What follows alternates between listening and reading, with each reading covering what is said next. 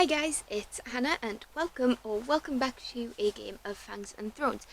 Now today's video, as you can probably tell by the title, is my June TBR. For being nowhere to go, nothing to do. This year has gone really quick. Yes, I'm in the UK. Yes, we are still partially in lockdown, coming out of it.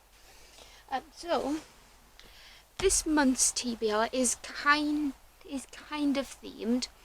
I am still working on getting Game of TBR up and running, and last month, if you watched it, you will know that my boyfriend picked my TBR for me for the month.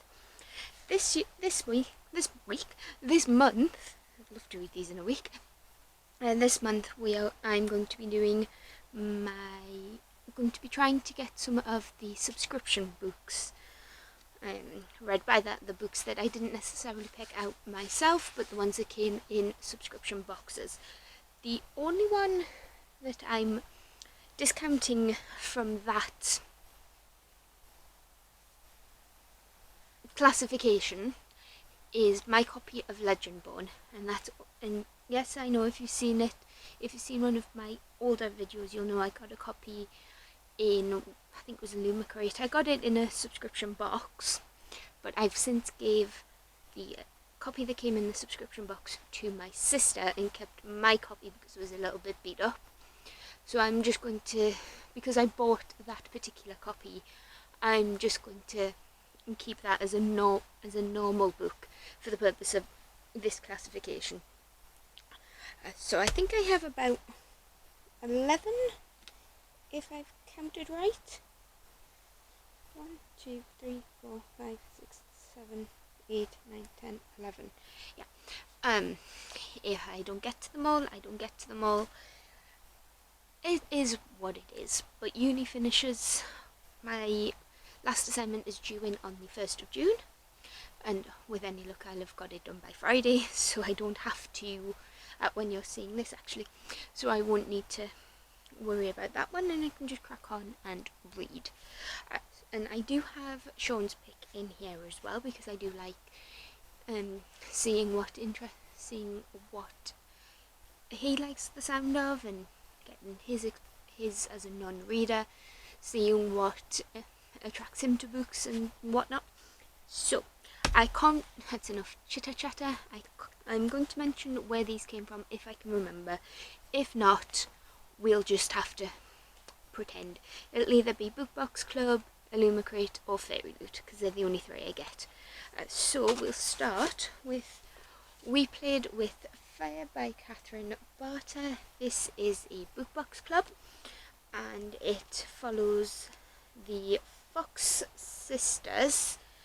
Maggie has been accused of a terrible crime. Only her younger sister Kate believes what happened. Banished to a freezing house in New York. Maggie and Kate are bored and restless, so they make mischief in the middle of the night, but the house seems to be waking up. And Maggie sees her chance to finally be believed. Inspired by the true tale of the Fox sisters, the girl who claimed to speak with the spirits of the dead. So really this could do for October, but I know if I'm not a seasonal reader, I just read what I want when I want, and I wouldn't get to this in October. So that's book 1.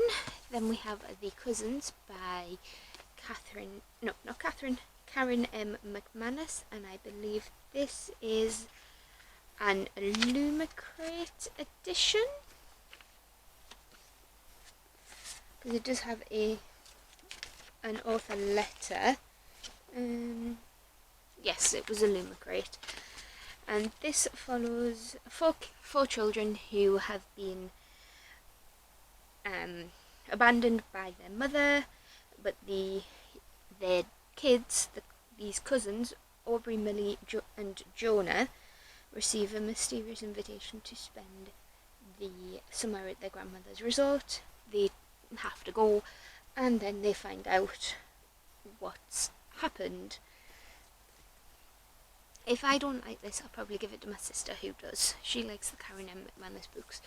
Then we have All Our Hidden Gifts by Caroline O'Donoghue, and this one I am actually looking forward. I'm looking forward to reading all of them, but this one is right up my alley. It's about tarot. So Maeve doesn't really have any special gifts until she finds a dusty old pack of tarot cards, and she seems to be able to read them really well. When she reads for her ex-best friend, a strange card appears and something goes wrong. Lily, the friend, doesn't come to school the next day, and Maeve knows that the police are never going to find her because the cards have taken her.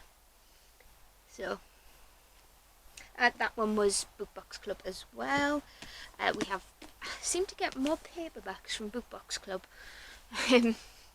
But then we have The Supreme Lie by Geraldine McCaffrian. I think I said that right. This one seems to follow 15-year-old Gloria, who is made to the country Athalia? I can never say it. But she's made to the woman in charge, who is Madame Suprema. The country is hit by some unprecedented flooding. If you live in England, you'll know that's just our summer. But Suprema runs away because she knows she'll get blamed. Gloria is made to step into the world, into her shoes, and she's thrust into this world. And obviously she needs to make some decisions that affect a lot of people, which is a lot to put on a 15-year-old. Then we have Book Box Club. I think this is the last of no, there's one more. Then we have The Outlaws Scarlet and Brown by Jonathan Stroud. This is a bit of a dystopian, gives me Wild West vibes. Scarlet McCain is a shoot first, ask questions later kind of outlaw. She survives on bank heists and never looking back until she meets Albert Brown, a boy with a dark past and an even darker talent. This is set in lawless future Britain, populated by strange and savage beasts, and the two must escape the wilderness.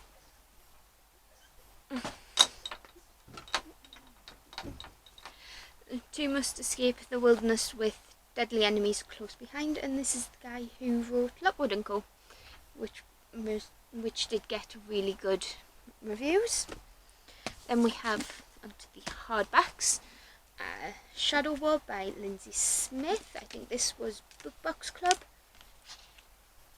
Yeah, Book Box Club.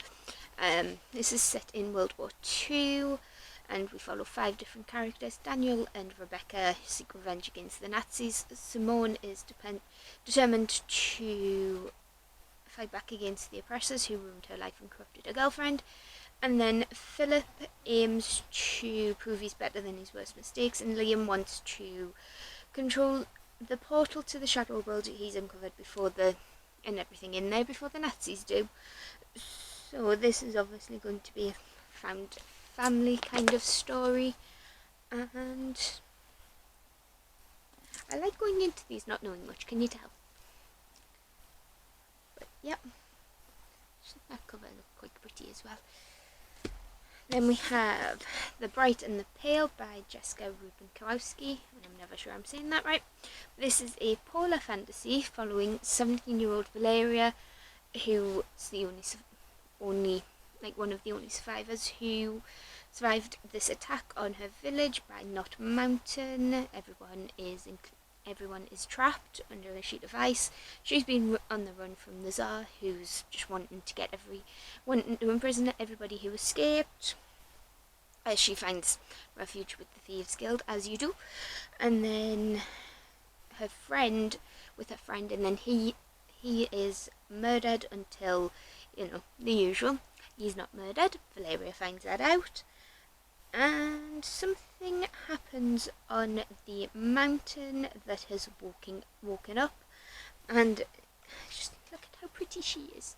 This is the Fairy Loot edition, so when I finish it, we get to put on the underjacket.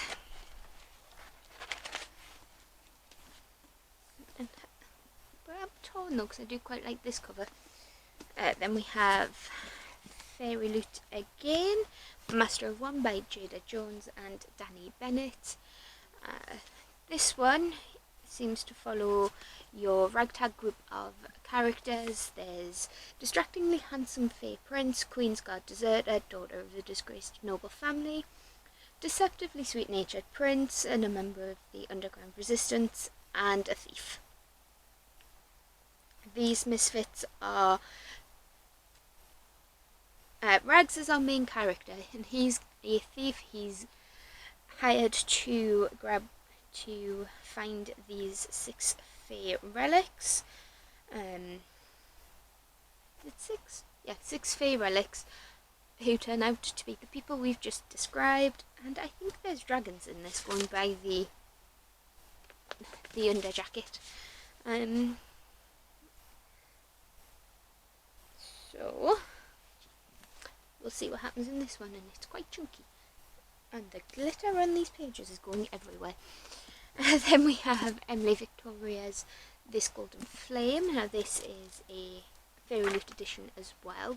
This one does sound really exciting, so I am hoping to get to it. Karis is orphaned and forced to serve her country's group of scribes who are in charge, but all she wants to do is just find her brother, but obviously family bonds mean nothing in the scriptorium, who just want to unlock the secrets of these automaton armies. Karis is out looking for her brother, and she wakes up a hidden automaton, Alex, who is intelligent and has his own conscience. And Alex doesn't know why he was made, but he does know who. But he doesn't know why his creator tried to destroy the automatons. So this looks quite interesting, and obviously once the scriptorium realise that Karis has woken up Alex, they go after her. And going by the very prettiness of this book, it gives me Greek vibes. Just the way she's dressed.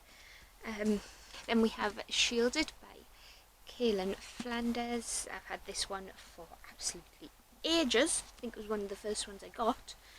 And I can't remember if this is Fairy Loot or Lumicrate.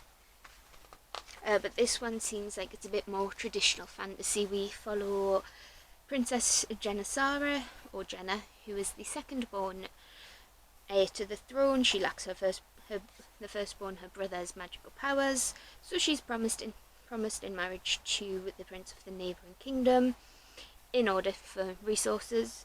But then something happens on the way to the new city. The royal caravan is ambushed, and Jenna realises that the war that's going on is worse than she was told, so she needs to